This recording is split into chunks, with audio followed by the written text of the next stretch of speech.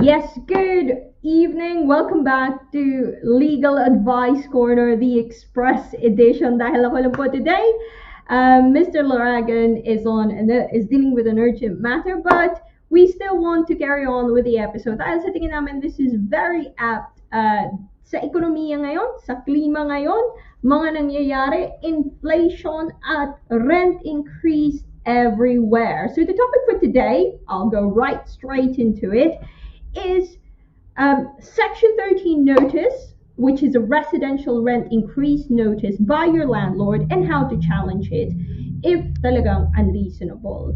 So, first of all, ano ba yung Section 13 notice? So, when you receive a Section 13 notice, that pretty much would look like this. Ito template naman to, wala naman tong nakalagay na pangalan. So, okay lang. So, it looks like this.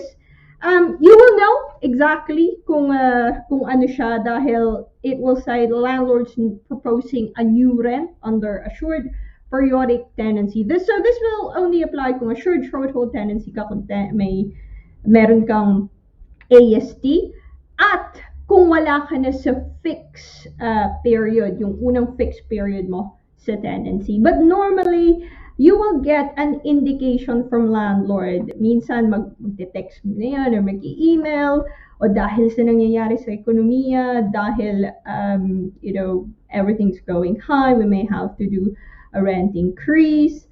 And sometimes they will formalize that via, or most of the time, they will formalize that via serving this form. Ngayon, once you have it, some would think, oh, ano ba gagawin ko dito? Straight away, ito na ba ang, wala na ba akong say dito? Because it may be na sa tingin mo, parang napakataas naman ng increase. First of all, babalik ang ating whiteboard. Ay, balik natin sa kabila pala. Right, so, Section 13 notice, check mo muna kung valid. Valid ba yan? So as I've said, the first thing is, pwede lang yan ma-serve kung wala ka na sa fixed term mo. So you will look at yung tenancy agreement mo. Kunin mo na agad yung tenancy agreement mo sa email mo yan, sa drawer, sa file mo. Tingnan mo kung tapos na ba yung fixed term mo. Nakalagay naman yung kung ano yung fixed term mo eh. Then, titingnan mo kung valid ba yung notice period. Bibigyan ka dapat ng notice period, di an automatic titim. Normally, it's 1 month, but depende as well sa tenancy agreement mo kung ang proposal for new rent or rent increase would have to be served within a month. Normally, it's a month. So, titingnan mo, tama ba yung nilagay na mga date dyan? Common sense, check mo yung pangalan mo. Baka naman hindi sa'yo yan. Baka naman sa kapitbahay mo yan, dun sa namali lang ng post. So check mo, sa'yo talaga yan. Check your name, check your address. Tama ba yung address that it refers to? Check mo kung tama din yung pangalan ng landlord mo. At signed ba yan? Check mo, tama ba? Sinign ba ng tamang landlord, tamang agent? Also, you have to check if tamang form ang ginamit. I showed you the other form. That's the template form. So, there. It's Form 4. Kita ba natin? Yes. So, it's called Form 4. So, Form 4 ang ginamit, then, yes, it's valid. So, yun ang mga, what we call formalities. Yun ang mga checklist sa formalities muna. Check mo muna kung sa'yo ba talaga yan. Tama ba yung period and name, address, and so on. Kung tama lahat, now you have to check kung reasonable nga ba yan. So you have to try to agree. May negotiation na pwede pang mangyari. And when you negotiate, syempre sa atin, paano ba tayo nag-negotiate? Sinasabi natin, bakit doon mas mura doon o kaya ito naman yung market rate nito, di ba ganun tayo mag-negotiate? We always compare it kung ano yung market rate o kung ano lang yung sakto, fair, reasonable. So how do we know that? Research. Punta tayo internet. Punta tayo sa mga estate agent. Tanong-tanong tayo. Ano bang market rate ngayon? 1-bed flat, 2-bed flat, 1-bed home, 1-bed, 2-bed terraced home. Ano ba ang binabayaran ng ibang tao? So when you try to negotiate with your landlord, sasabihin mo na, dito sa street natin, Hindi naman 1,200 per month ang renta. You know, it's only 1,100 or 1,000 pounds. If you look at Zoopla, if you look at Rightmove, ito lang yung market rate, oh. And if you look at all these mga articles ng mga surveyors or ng mga news, ang average market rent for this area is say 1,000 pounds. So that's how you negotiate. Hindi lang yung pwedeng sabihin mo na, ay, ayoko ng presyo mo. So you have to explain and give a basis kung bakit ayaw mo. Kasi magagamit mo mamaya yan later on sa ating chart. So try to agree kasi kung kaya nyo naman mag-agree, then it's much better and it's much easier.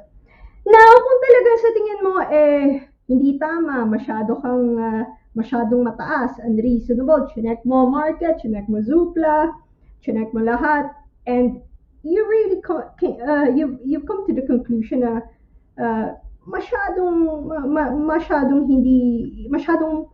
in-increasean ng landlord mo, you can challenge it. At hindi siya ganun ka complicated. It's not as complicated as yung ibang mga proceeding na sinasabi natin dito. You can challenge it via the property tribunal. So hindi county court, it's a property tribunal. And you can challenge it if it's unreasonable at hindi ka pa nagbabayad ng rent increase. So, before mag-end yung notice, di ba sinabi ko, check mo kung ano yung notice period. Before mag-start yung sinasabi nilang bagong rent mo, kailangan malagay mo na sa tribunal ang iyong challenge. So, how do you do that? You make an application. You fill up this form. It's called Rents 1. Fairly simple. Kayang-kaya kahit, if you're not a lawyer, it's fairly straightforward. Merong guidance dito. You have to send it as Microsoft Word document by email to the relevant regional tribunal address shown in the annex to this form. So if you follow this form, and it's, as I've said, self-explanatory naman ang form, you can ask the property tribunal to determine kung fair nga talaga yung notice na yan. And they may say it's fair, they may say, ay hindi, ito ang market rate. So, titingnan nila, just like what you did, yung ginawa mo, sinabi mo, ay, ito naman talaga yung dapat dito eh. So, they will do that. And when they're doing that, let's see kung ano yung gagawin nila, they will also, when you do the form rent 1, tingnan muna natin, tatanungin yung address mo, how much you pay now, tatanungin, ano yung mga improvements na ginawa mo, that's later, may isang section yan, so we go through it, pangalan mo ng tenant, pangalan ng landlord, they're asking just information about the flat or the house, tatanong kung may garden, garage, kung nag-share ka, any other services included, any service charge. It's also going to ask for any improvements that you've done to the property, any repair obligations ninyo, anong repair responsibility mo at ng landlord.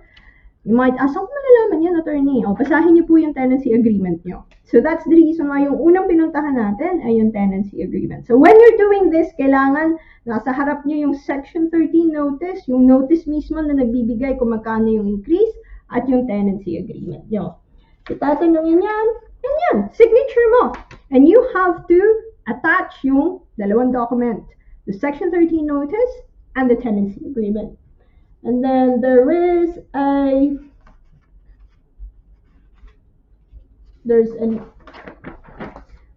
loads of information there about kung saan kang tribunal sakop. So kami dito, Bedfordshire, Eastern Region kami.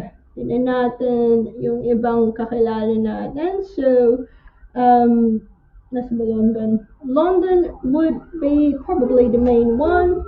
Northern region in yung mga Bolton, Barnsley, Doncaster. Luton is eastern as well. Midland is Birmingham, Coventry.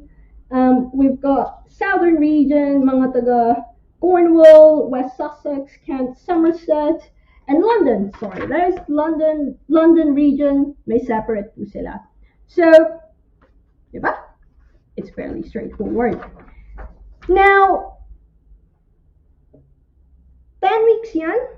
So, it's not dealt with within 7 days or 2 days, and they may still ask you for evidence. Sasabihin nila, bakit mo sinabing unreasonable? Ano bang ebidensya mo na unreasonable yan?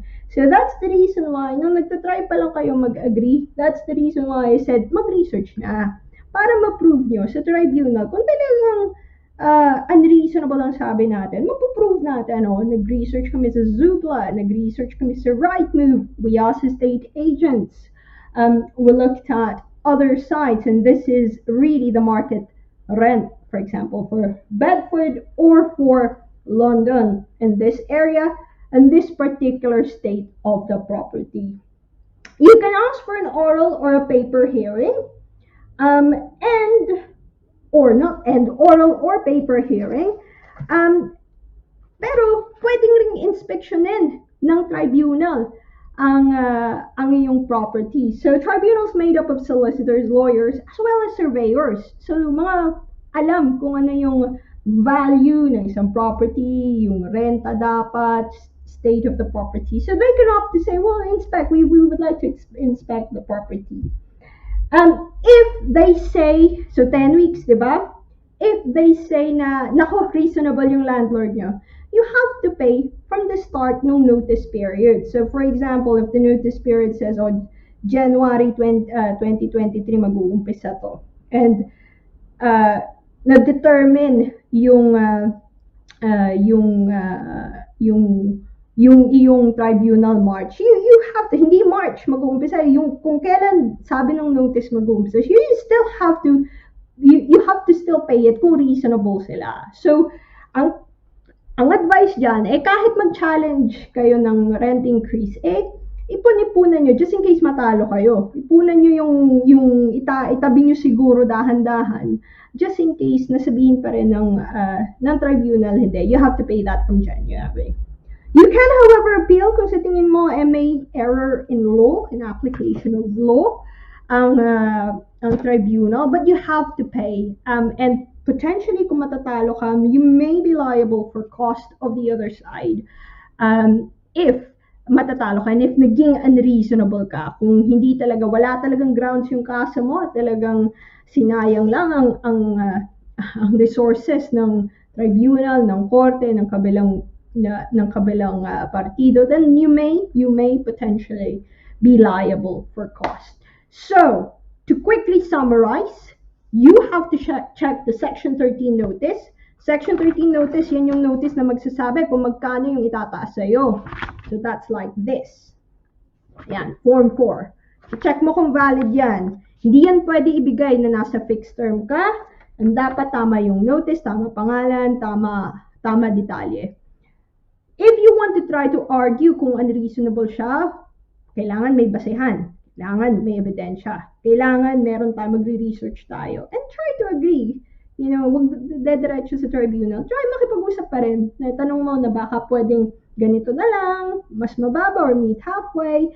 So do try to agree. If you can't agree, at talagang unreasonable sila, then you can fill up the form Rents 1. It's available online. You can look it up.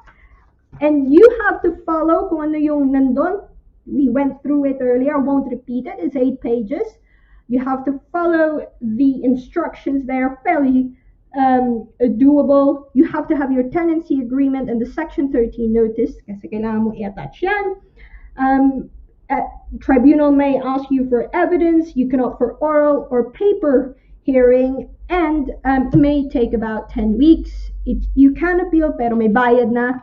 Ito, yung Form Rent 1, walang bayad po yun. So that's really our Legal Advice Express. Sana makatulong dahil ang pagkakaalam ko maraming mga landlords na and